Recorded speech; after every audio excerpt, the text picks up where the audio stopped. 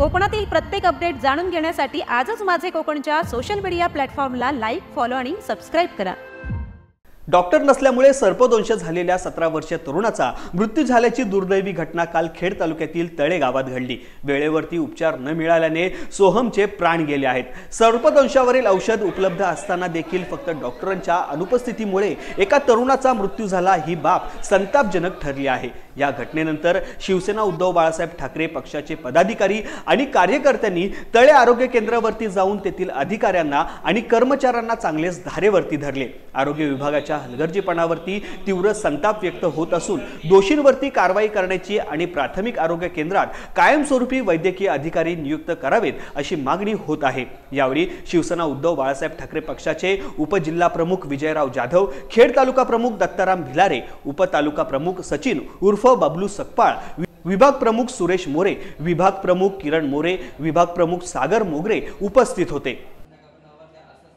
काल जी तळ्यामध्ये जी दुर्घटना घडली, सोहम मंगेश शिर्के वय वर्ष 16 या तरुणाला विंचूदंश झाला। विंचूदंश झाल्यानंतर त्याच्या वडिलांनी तळे प्राथमिक आरोग्य केंद्रामध्ये आणला असता त्या ठिकाणी नर्स होती, NM नर्स होती, त्या नर्सच्याकडं त्या पेशंटला सुपूर्द केलं, परंतु सर्पदंश आणि विंचूदंशाची इंजेक्शन असून देखील त्या नर्सनी त्याला न दिल्यामुळे पुढचा त्याचा हा जो अनर्थ घडलेला आहे, तिथून मग त्याला तिथं तात्विक प्रथमोपचार करून त्याला कळबणी या ठिकाणी पाठवलं।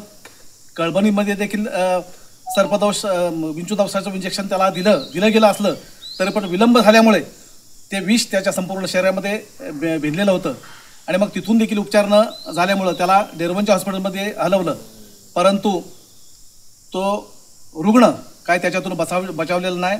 हा केवळ जिल्हा परिषद प्रशासन शासनाच्या हलगर्जीपणामुळे या तरुणाचा मृत्यू झालेला आहे।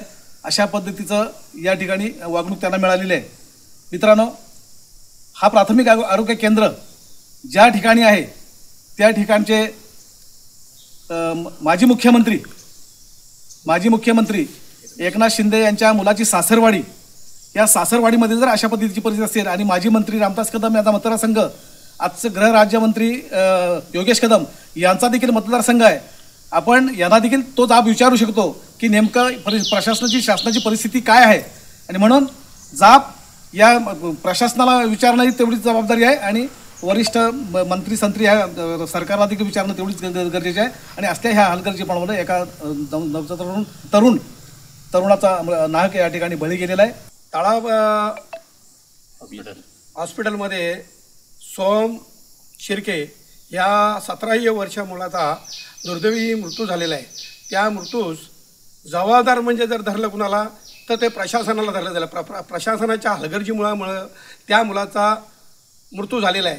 कारण आजच नाही तर पूर्वपार त्या तळा हॉस्पिटलमध्ये डॉक्टर अवेलेबल नाही। दुसरा प्रश्न, त्या नर्सनी जी इंजेक्शन असून का दिली नाही ह्याची सुद्धा माहिती घ्यायला पाहिजे। माहिती घेतली, आम्ही वरिष्ठांची मुलाखत घेतली, DOHना भेटलो, परंतु समाधानकारक उत्तर मिळालं नाही।